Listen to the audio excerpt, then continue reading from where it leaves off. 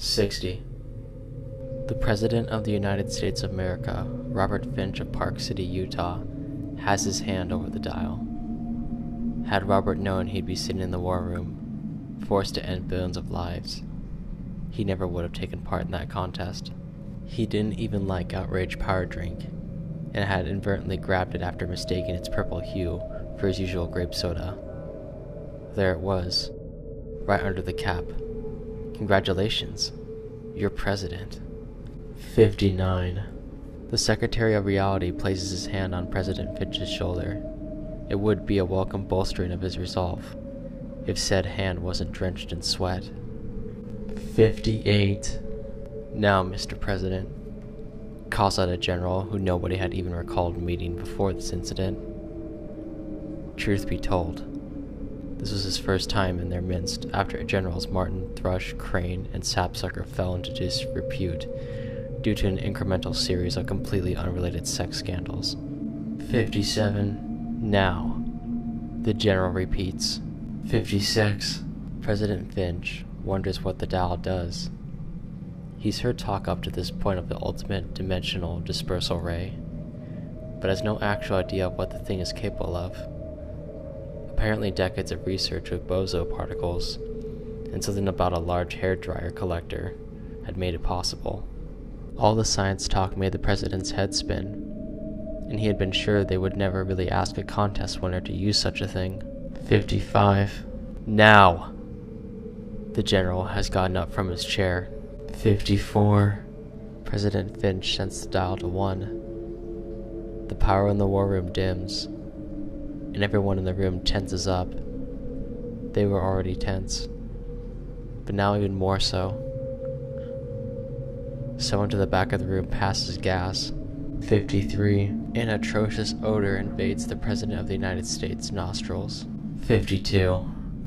Everyone waits quietly as a scientist by the name of Fisher studies a series of orange and white numbers flickering across a tremendous black screen.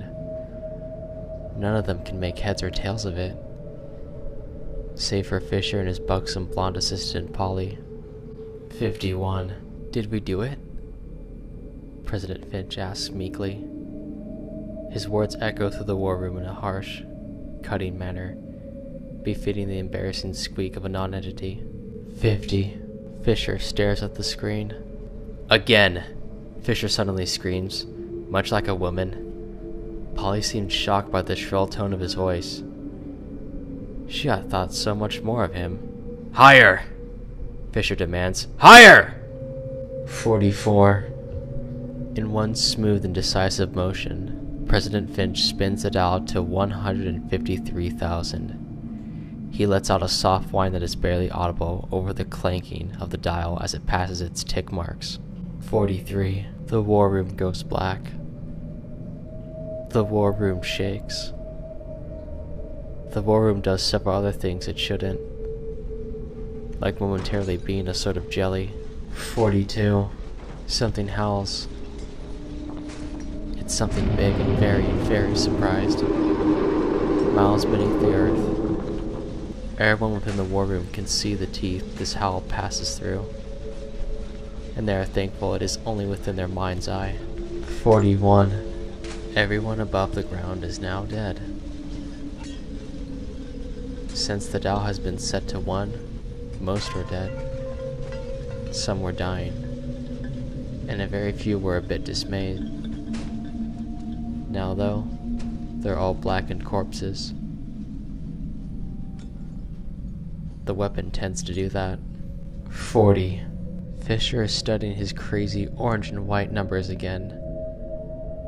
There are more orange ones than white ones, and everyone is hoping that's good. 39. 38. 37. 36. 35. 34. 33. 32. A hand touches the president on the other shoulder. The President of the United States screams because the hand belongs to no one in particular. 31. Everyone in the war room is screaming. 30. Something in the corner is gnawing on the Secretary of State, Crow, and in the middle of the room there's a lively tug-of-war going on between the unknown general and someone who just happened to appear. Someone with an exoskeleton and human faces for hands. Also, having no rope to speak of, the tug-of-war seems to focus on the general's intestines. 29. The general has lost. The Secretary of Reality, along with several others, seem to take on the properties of papier-mâché, keeping the overall appearance, while slowly collapsing under their own weight. 29. Again, Fisher shrieks, as Polly smolders him away for some reason. Again! Again! 27. President Finch ignores the stray hands on his shoulder, his head, his foot, and his thigh. In a stunning display of grace under pressure, he turns the dial to 8,417,084. 26. For the briefest moment, nothing seemed to exist except for CIA Director Herman R. Ravenwood, who feels a deep sense of loneliness, before almost immediately exploding into the vacuum of empty space. 25.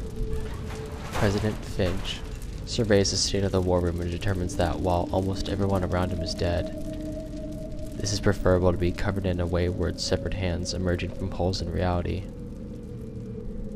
24. A second howl from above shakes the war room. 23. 22. 21. 20. 19. 18. 17. 16. 15. Fisher explains that it's angry, and he doesn't know if there's any hope, but it's worth trying the ray on its highest setting. It might end existence in total, but either way, both he and the president are fucked. 14. President Finch reacts to the word fucked with surprise, as he hadn't heard anyone use it since taking office. 13. 12. 11. President Finch slowly inches the dial up to its highest setting, absolute infinity. He knows this should not be really possible. Yet there is the tiny infinity symbol right in front of him. Who is President Finch, he wonders, to argue with science? 10. For the span of what seems like 7 hours, both President Finch and Fisher relive their respective childhoods, fully aware of their adult selves, yet unable to break from past events. History, it would seem, cannot be altered. Fisher marvels at his scientific discovery as his 10-year-old boy body is pummeled into pieces by a group of schoolyard bullies.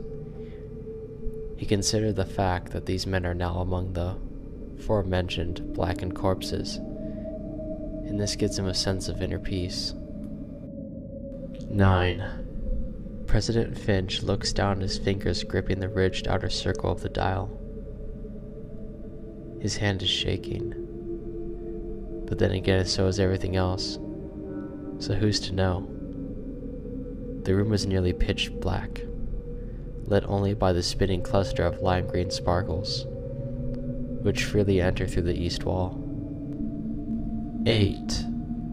A sustained din from above gives a distinct mental image of about 7,000 angry lions being beheaded with 7,000 rusty chainsaws.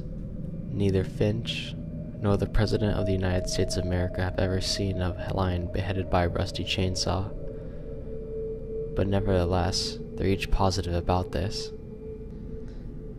7. All is quiet. Nothing moves that shouldn't, and everything that shouldn't move doesn't, given what has just been experienced. These are separate things now. 6.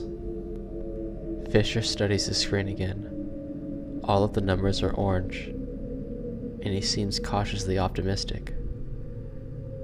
The back of his head is marked with a bloody X, but President Finch decides to refrain from pointing this out. 5,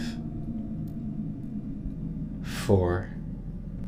President Finch gets up from his chair, if for no other reason than to avoid the unpleasant sensation of reclining in one's own feces. As he does so, Fisher turns to him with a wide smile. 3. We did it, Fisher mumbles. We actually did it. He seems very surprised. 2, 1. President Finch and Fisher clasp hands, then pull each other into a celebratory hug. 2 of the last human beings left in existence weep on each other's shoulders. They are now part of a species that numbers in the double digits. 0. President Finch shakes his head as the 2 men part. I can't believe we all prayed to that thing.